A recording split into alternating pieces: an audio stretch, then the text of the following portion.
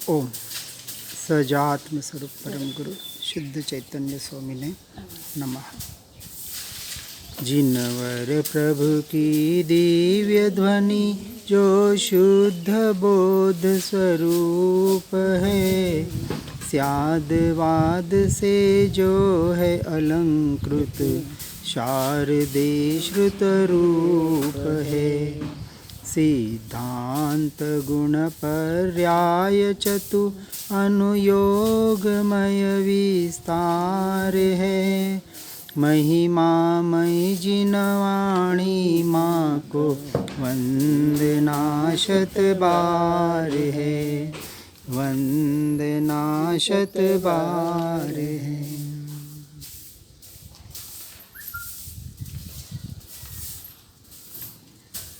श्री प्रवचन सार जी ये तत्व प्रज्ञापन में आगे बढ़ते हुए ऐसा उपदेश देते हैं कि ध्रुवत्व के कारण शुद्धात्मा ही उपलब्ध करने योग्य है। 6 द्रव्य अपने से अपने में ध्रुव है, अंश मात्र भी एक दूसरे रूप परिणमित नहीं होते, परंतु 6 के 6 द्रव्यों से मुझे मेरे सिवा अन्य कुछ भी उपादेय यानी ग्रहण करने योग्य नहीं है। इस अपेक्षा से 6 के 6 द्रव्य मुझ आत्मा से संपूर्णतः भिन्न हैं, न्यारे हैं। इसके और गहराई में जाएंगे तो मैं ध्रुव त्रिकाली, तीनों काल में एक जैसा रहने वाला, अपने गुणों के भेदों से और हर क्षण पलटती हुई पर्याय से भी कथनचित भिन्न और कथनचित अभिन्न हूँ। इन द्रव्य गुण पर्यायों का संपूर्ण समूह ऐसा एक द्रव्य, ऐसा ध्रुव शुद्ध आत्म तत्व, ऐसा घनपिंड वही मैं हूँ। अब इस विकल्प से भी छूटकर जब अपने होने पने का, अपने अस्तित्व का स्वीकार होता है, जिसे आत्मानुभूति कहते हैं। गाथा 192 में बता रहे हैं, मैं आत्मा को इस प्रकार यानी मैं मुझे ज्ञानात्मक दर्शनभूत अतीन्द्रिय महापदार्थ ध्रुव अचल निरालंब और शुद्ध शुद्ध और शुद्ध ही जानता हूँ और मानता हूँ। ऐसा टंकोत्कीर्ण निर्णय अपने श्रद्धान में करना है, ये सम्यक दर्शन का विषय है। और यह टंकोत्कीर्ण श्रद्धान सम्यक दर्शन ही चौथे गुणस्थानक में अनुभूति का विषय है। इसलिए और किसी की अनुभूति करने नहीं जाना है और न कहीं अटकना है। अब टीका में बताते हैं, शुद्धात्मा सत और अहेतुक होने से, सत यानी विद्यमान अस्तित्व वाला, जिसका अनादि अनंत अस्तित्व था, है और रहेगा, और अहेतुक यानी जिसका कोई कारण नहीं है, ऐसा अकारण, अपने होने पने का कोई हेतु नहीं है, बस मैं हूँ। और इस अपेक्षा से अनादि अनंत और स्वतः सिद्ध हूँ। इसलिए आत्मा के यानी मेरे शुद्धात्मा ही ध्रुव है, उसके यानी मेरे दूसरा कुछ भी ध्रुव नहीं है। मैं मेरे लिए ध्रुव हूँ। हर जीव को, हर आत्मा को अब यह विचार करना है। सभी हैं, अच्छी बात है, ये समता भाव कि सभी जीव सिद्ध सम, लेकिन अब सभी जीवों से भी मुझे कोई प्रयोजन न रहे, मुझे सिर्फ मुझसे प्रयोजन रहे। पक्का स्वार्थी, स्व का अर्थी बनना है इस मार्ग में। आत्मा शुद्ध इसलिए है कि उसे परद्रव्य से विभाग यानी भिन्नत्व और स्वधर्म से अविभाग यानी अभिन्नत्व है, इसलिए स्वयं से स्वयं में एकत्व है। वह एकत्व आत्मा के ज्ञानात्मक पने के कारण, दर्शनभूत पने के कारण, अतीन्द्रिय महापदार्थ पने के कारण, अचल पने के कारण और निरावलंबन पने के कारण है। तो ये जो 5 लक्षण बताने का यहाँ प्रयास किया गया है। अब 1-2 जो ज्ञान को ही अपने में धारण कर रखता है और जो स्वयं दर्शनभूत है यानी जो देखने जानने वाला मात्र है, ऐसे आत्मा का, ऐसे स्वयं का अतन्मय यानी ज्ञान दर्शन रहित ऐसा परद्रव्य से जिसे भिन्नत्व है, उसमें अपने भूल से तन्मय हो रहा है, वास्तविक तन्मय है नहीं। ऐसा अतन्मय द्रव्य परद्रव्य से जिसका संपूर्णतः भिन्नत्व है और स्वधर्म से अभिन्नत्व है, इसलिए उसके स्वयं से स्वयं में ही एकत्व है। इसका हमें स्वीकार करना है। आज दिन तक मैंने परद्रव्य पर भावों को जाना नहीं, जान सकता नहीं, जानने में भले आए, लेकिन जिस वक्त परद्रव्य प्रभाव जानने में आते हैं, चाहे स्वयं की गुण और पर्याय भी क्यों न जानने में आए, उस वक्त भी दृष्टि का विषय मैं मेरा स्वयं के द्रव्य की ओर रखूं तो मैं अपने से अपने में ही हूँ। फिर बताया जो प्रतिनिश्चित स्पर्श, रस, गंध, वर्ण रूप गुण तथा शब्द रूप पर्याय को ग्रहण करने वाली अनेक इंद्रियों का अतिक्रम यानी उल्लंघन करके समस्त स्पर्श, रस, गंध, वर्ण रूप गुणों और शब्द रूप पर्याय को ग्रहण करने वाला एक सत महापदार्थ है। यानी प्रतिनियत प्रत्येक इंद्रिय अपने अपने नियत विषय को ग्रहण करती है। जैसे चक्षु वर्ण को ग्रहण करती है, कान शब्द को ग्रहण करता है, नाक गंध को ग्रहण करता है, मुंह स्वाद को ग्रहण करती है और चमड़ी स्पर्श को ग्रहण करती है। ये इंद्रियां अपने से अपने में ग्रहण करने वाली इस रूप होते हुए एक सत महापदार्थ है और जो आत्मा स्वयं से स्वयं को जानने वाला सत महापदार्थ है। ऐसे आत्मा का इंद्रियात्मक परद्रव्य से विभाग है और स्पर्श आदि के ग्रहण रूप यानी ज्ञान स्वरूप स्वधर्म से अविभाग है।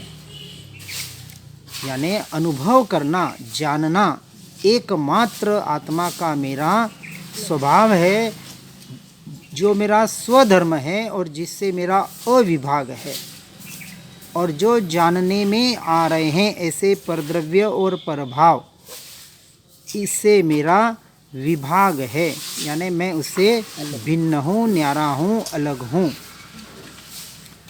इसलिए स्वयं से स्वयं का स्वधर्म होने से मुझ में एकत्व है और क्षण विनाश रूप से प्रवर्तमान ज्ञेय पर्यायों को, जो क्षणभंगुर है, विनाशी है, भले वो वर्तमान की पर्याय क्यों न हो, ऐसे जो ज्ञेय जो जानने में आ रहे हैं पर्याय में प्रतिक्षण नष्ट होने वाली ज्ञातव्य पर्यायों को ग्रहण करने व छोड़ने का अभाव होने से,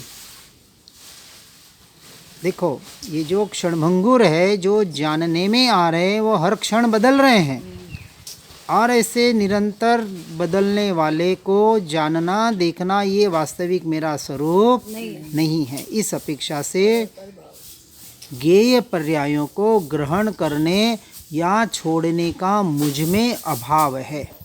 यानी इन बाहर के परिणामों से, बाहर के दृश्यों से जो मैं चलायमान हो रहा हूँ, चलित हो रहा हूँ, ये मेरा स्वरूप नहीं है, मेरा स्वभाव नहीं है। तो मैं कैसे हूँ? इन सबसे न्यारा भिन्न ऐसा अचल पदार्थ हूँ। इनसे चलित होने वाला पदार्थ मैं नहीं हूँ। ये चलायमान क्यों हुआ जा रहा है? अज्ञानता की और मिथ्यात्व की वजह से। इसलिए ज्ञानी पुरुष चलायमान बाहर के परिणामों से अंश मात्र भी नहीं होते। होते भले दिखाई दे, लेकिन अपने आप को मानते नहीं हैं। ऐसे आत्मा को ज्ञेय पर्याय स्वरूप परद्रव्य से विभाग है और तन्निमित्तक ज्ञान स्वरूप स्वधर्म से अविभाग है। इसलिए उसका स्वयं से स्वयं में ही एकत्व है।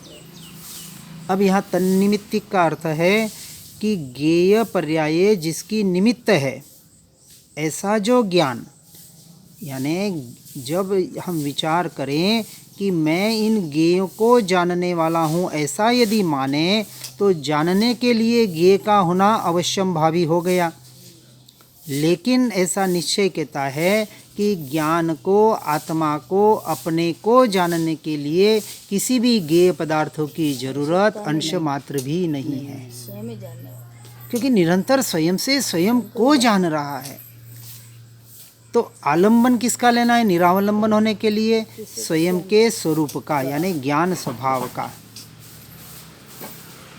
और नित्य रूप से प्रवर्तमान शाश्वत ऐसा ज्ञेय द्रव्यों के आलंबन का अभाव होने से जो निरावलंबन है, मुझ में प्रवर्तमान नित्य रूप से जो ज्ञेय द्रव्य है, उनके आलंबन का भी अभाव है। चाहे प्रारंभिक अवस्था में हम भले आलंबन ले ले, कोई खिचड़ी मुद्रा का ले, कोई श्वासोश्वास का ले, कोई किसी यंत्र मंत्र तंत्र का ले, किसी मूर्ति का ले, गुरु का ले, किसी का भी ले प्रारंभिक अवस्था में। और चाहे इन विकल्पों का भी क्यों ना हो, मैं आत्मा हूँ, मैं जानने वाला हूँ, ये जो विकल्प है, ये विकल्प का भी, इन सभी परद्रव्यों का जो ज्ञेय जो आलंबन रूप लिए जाते हैं, इन सारे आलंबनों का मुझ में अभाव है। जो अंत में कहा कि भावों का भी मुझ में अभाव है। ऐसी जो निरावलंबन दशा, जो ज्ञान स्वभाव के द्वारा ज्ञान में स्थिरता, उस ज्ञायक भाव में स्थिरता, ऐसी निरावलंबन अवस्था, ऐसे आत्मा का ज्ञेय परद्रव्यों से विभाग है और तन्निमित्तिक ज्ञान स्वरूप स्वधर्म से अविभाग है। इसलिए मेरा मुझसे मुझ में ही एकत्व है, परद्रव्यों से नहीं। इस प्रकार मैं आत्मा शुद्ध हूँ, क्योंकि चिन्मात्र शुद्ध न उतना ही मात्र निरूपण स्वरूप है। अर्थात चैतन्य मात्र शुद्ध नए आत्मा को मात्र शुद्ध ही निरूपित करता है। किसी पथिक के शरीर के अंगों के साथ संसर्ग में आने वाली मार्ग के वृक्षों की अनेक छाया के समान अन्य जो अध्रुव्य, यानी अन्य जो अध्रुव पदार्थ है, उनसे मुझे कुछ भी प्रयोजन नहीं है। पथिक रास्ते में चल रहा है, धूप ज़्यादा लगती है तो कहीं कहीं छाया में विश्रांति ले लेता है, लेकिन उस पेड़ से या उस छाया से उसे कुछ भी प्रयोजन नहीं है। कितनी देर बैठेगा उस छाया में?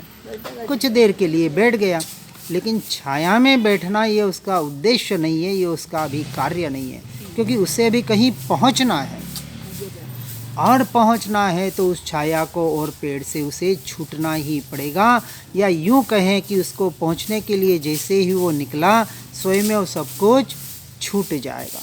इसलिए जो भी साधन हम कर रहे हैं, उसमें सावधानी ये रखनी है कि हम उन साधनों में भूल कर भी अटक न जाएं।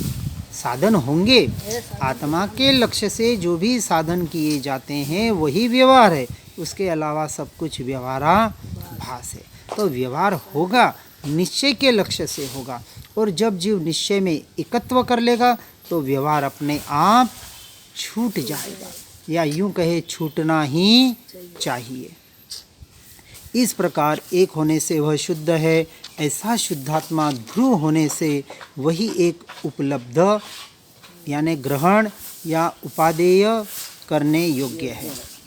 अब ऐसा उपदेश देते हैं कि अध्रुवपने के कारण आत्मा के अतिरिक्त दूसरा कुछ भी उपलब्ध करने योग्य नहीं है।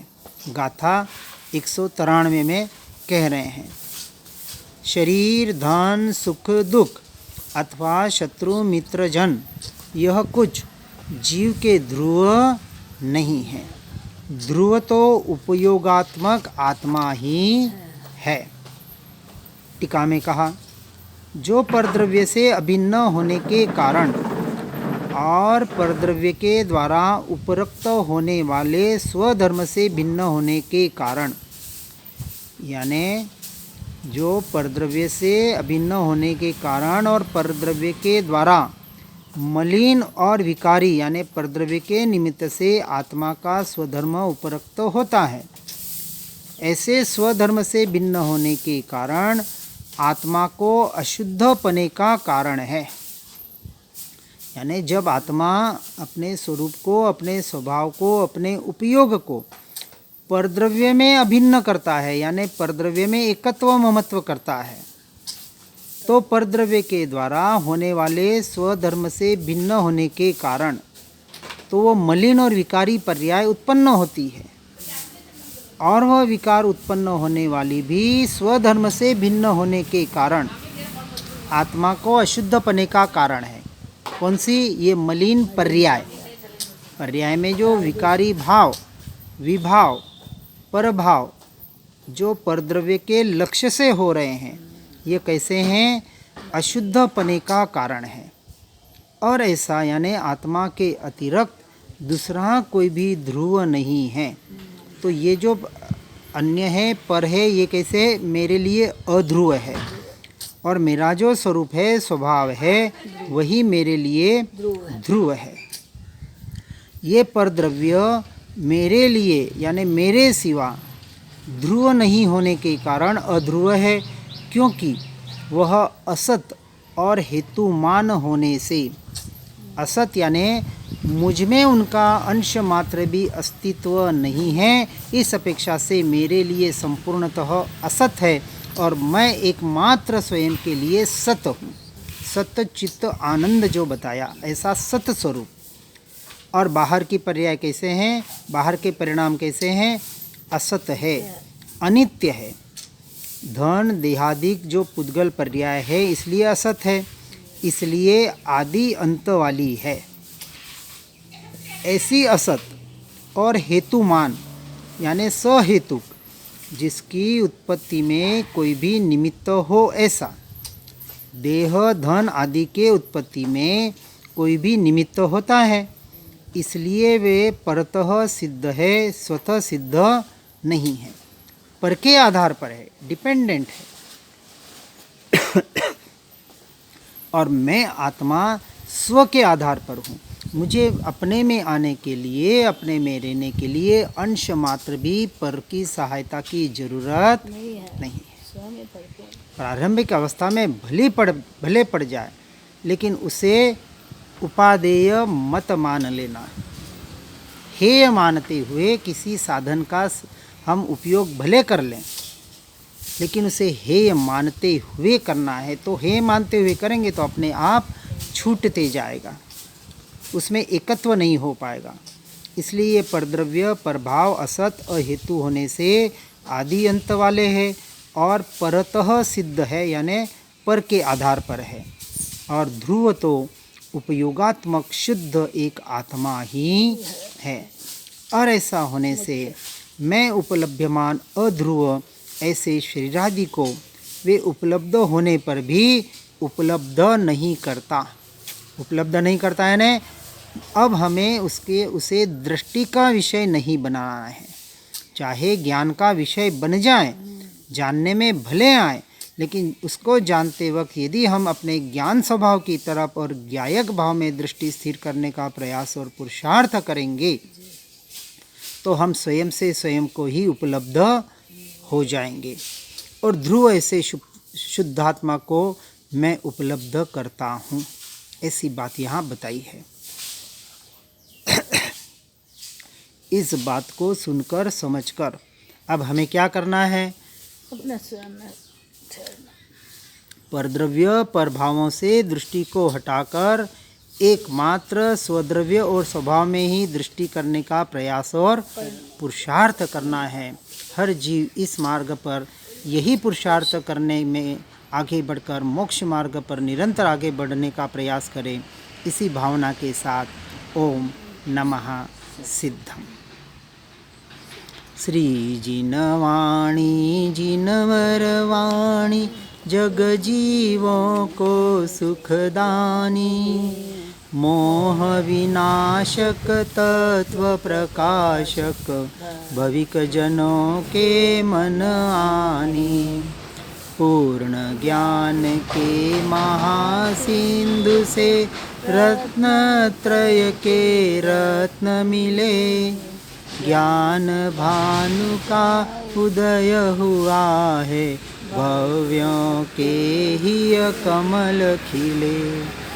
मोह मान अज्ञान तिमिर को ज्ञान किरण से दूर किया, सुनय जगाती कुनय भगाती स्यादवाद का मार्ग दिया।